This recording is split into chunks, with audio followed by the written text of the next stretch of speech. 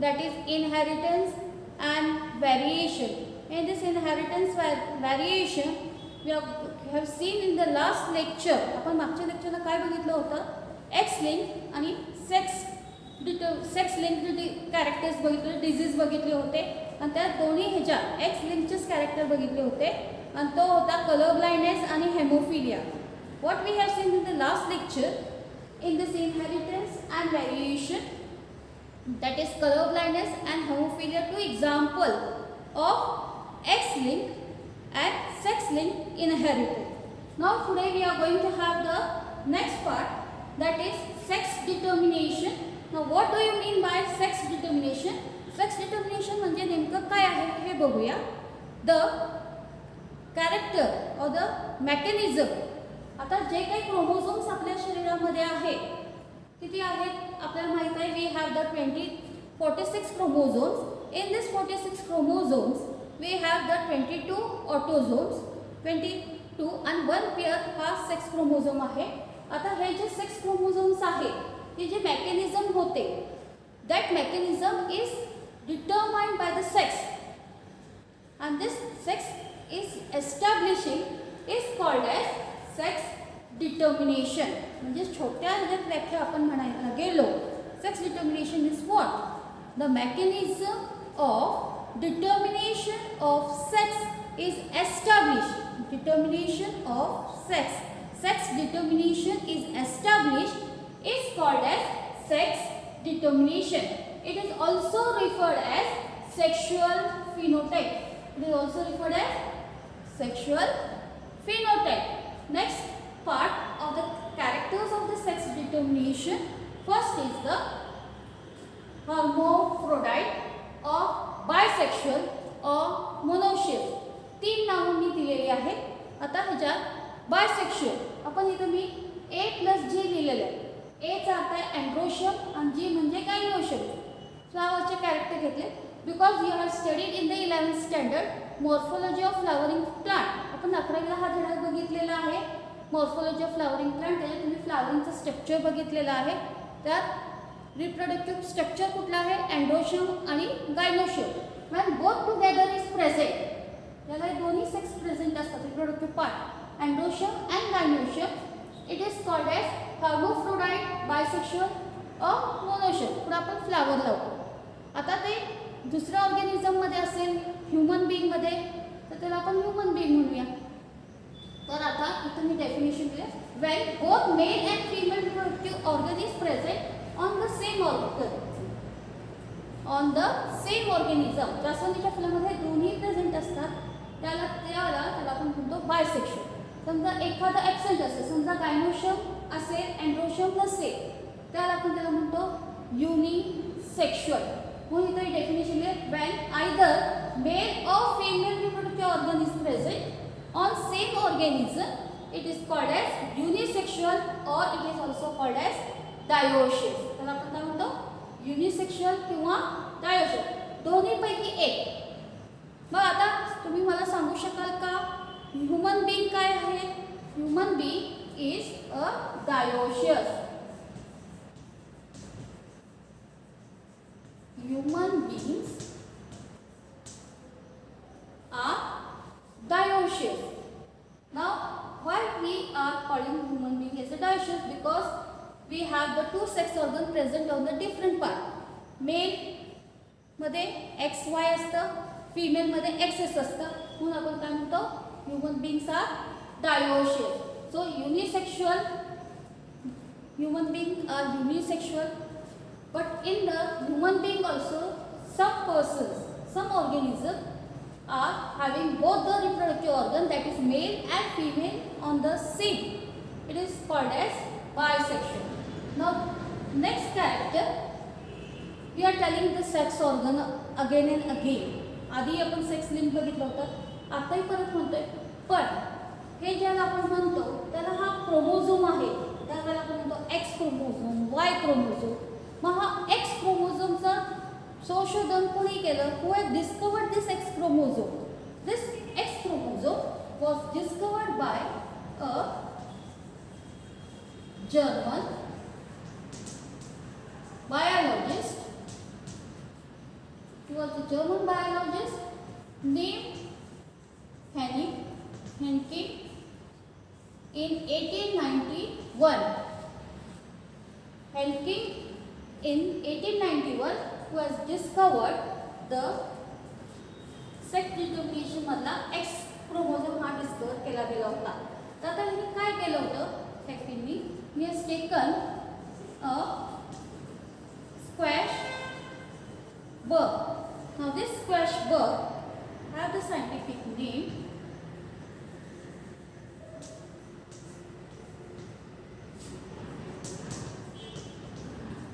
this is the scientific name. You have to underline both the genus and species. Genus should write with the capital letter and it should be write with the small letter. Ansa tressa is the scientific name of squash bug. Squash bug चं scientific नाव आहे. Now what this Henke has done, he has taken this squash bug and he found that 50% sperms is receiving 50% receive होते and 50% sperm is not receiving.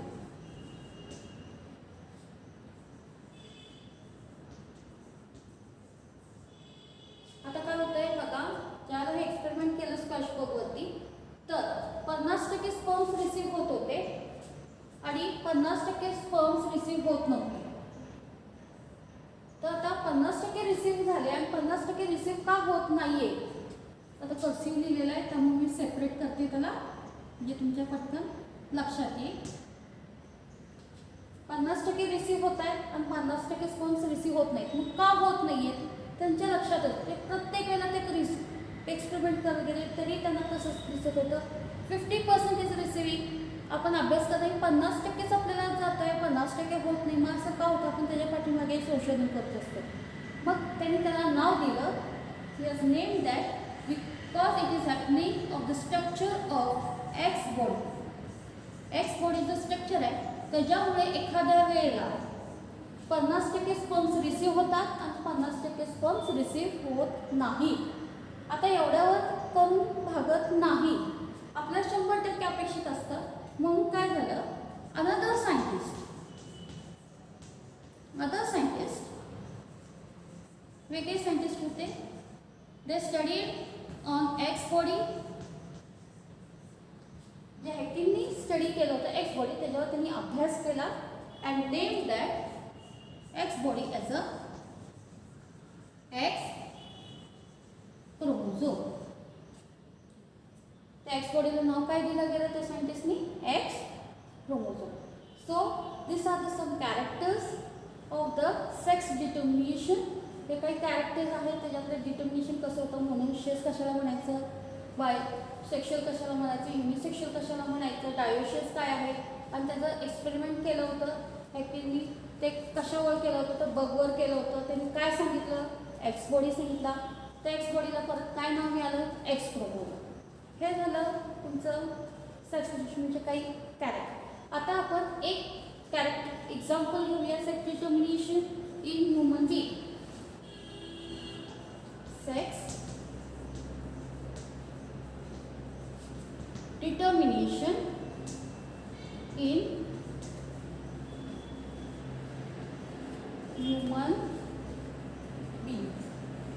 आता या human बीइंग्समध्ये ज्याला आपण sex determination करतो तर ते कशा पद्धतीनं असतं, तर हा जो क्रोमोझोमल एक्सपेरिमेंट आहे तो इट इज ऑफ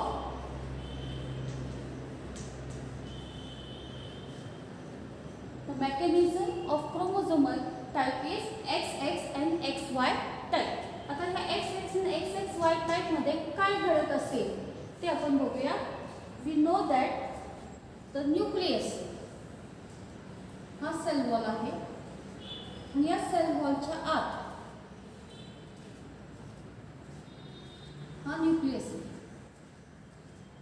आता ह्या न्यूक्लियसमध्ये in this nucleus there are how many pairs of the chromosome, 23 pairs of the chromosomes are present. Now this 23 pairs of the chromosome, या 23 मधनं आपण बघितलेलं आहे 23 पेयर्स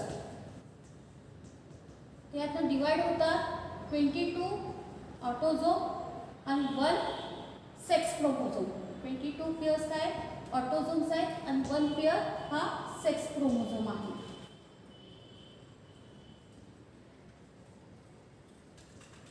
आता हा जो न्यूक्लियस चार्जचा 23 पेयर आहे आणि एक सेक्स क्रोमोझोम आहे, तर हा सेक्स क्रोमोझोम कसा आहे इन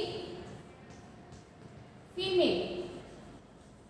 फीमेलमध्ये ज्याला 46 आपण म्हणतो क्रोमोझोम्स, इन दिस 46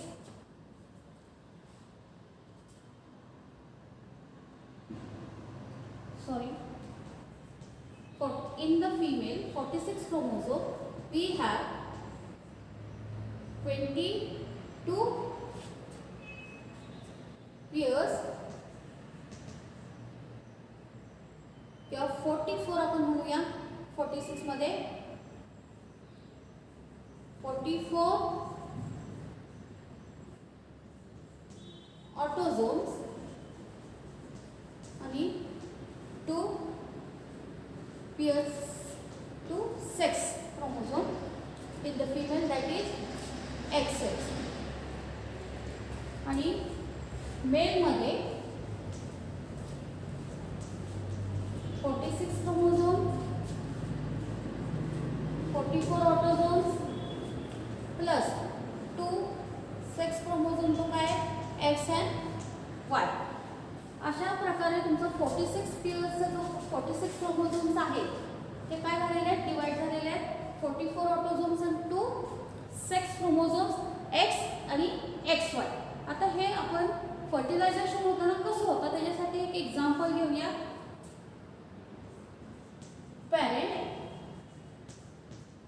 पेरेंट्स काय male and female, genotype XX XY XX. चुकून X झालं होतं नेहमीच्या सगळं इकडं फीमेल येतो म्हणून. मेलला XY आहे आणि इथं XX आहे. आता हा झाला जीनोटाइप. नंतर आपण म्हणजे गॅमेट्स काढले तर इथं गॅमेट्स X Y आणि ते एकच येतोय X येतोय. आता हा फरक का आला इथं Xच का लिहितो कारण हा होमोझायगस कंडिशन मध्ये असतो, होमोगॅमिट आहे आणि हा हेट्रोगॅमिट आहे. XY इज अ हेट्रो आणि गॅमिट्स असल्यामुळे आपण काय म्हणतो हेट्रोगॅमिट्स. X सारखे असल्यामुळे homogametes. Now if we have the F1 generation XX and XY, female and male, this is the F1. आता नेमकं आता काय होतं असेल हे एक्झाम्पल मध्ये तर आपण बघूया. आपण पहिलं काय बघितलं डिटर्मिनेशन मध्ये we have the 23 pairs. Now this 23 pairs of the chromosome in the nucleus are this 23 we have divided into two, 22 autosomes and 1 pair of the sex chromosome. आणि ह्याच्यामध्ये फीमेलमध्ये 46 क्रोमोझोम्स म्हटले की 44 ऑटोझोम्स येतात, 42 plus 2 46 chromosome. This 2 sex are XX and here in the male 46 chromosome 44 autosomes 2 sex X and Y. And during the fertilization when this fertilization gamete formation is going to be take place, this sperm हे जे sperms आहे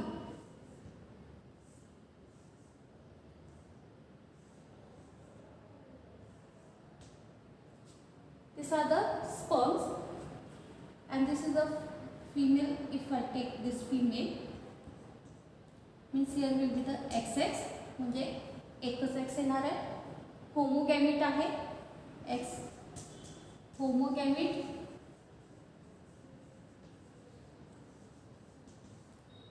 XY heterogametic condition आहे. And during this process of the fertilization or gamete formation, the homologous chromosome get separated. Separate झाल्यामुळे एकच दिसतो आपल्याला, separate झालेला आहे. We have the homozygous condition, and in the heterozygous condition we have the 22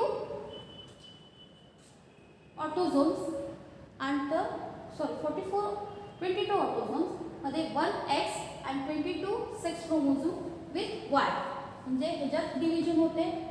काय होणार आहे त्याच्यात 22 autosome plus X and 22 autosomes plus Y sex chromosome. हे कशाचं आहे? मेलचं आहे.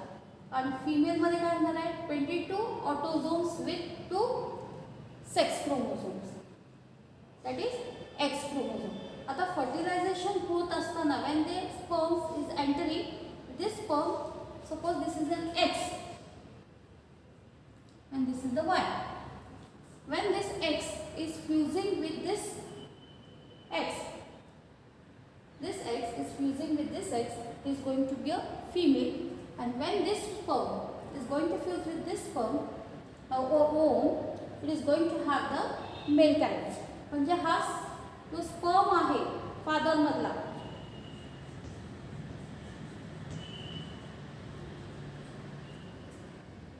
and this is the mother.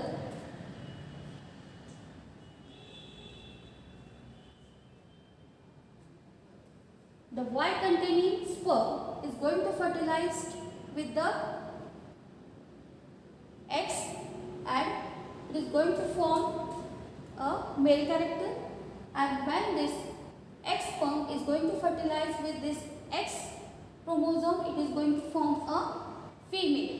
So what we conclude with this, ह्याच्यातून आपण काय conclusion काढलं की that the male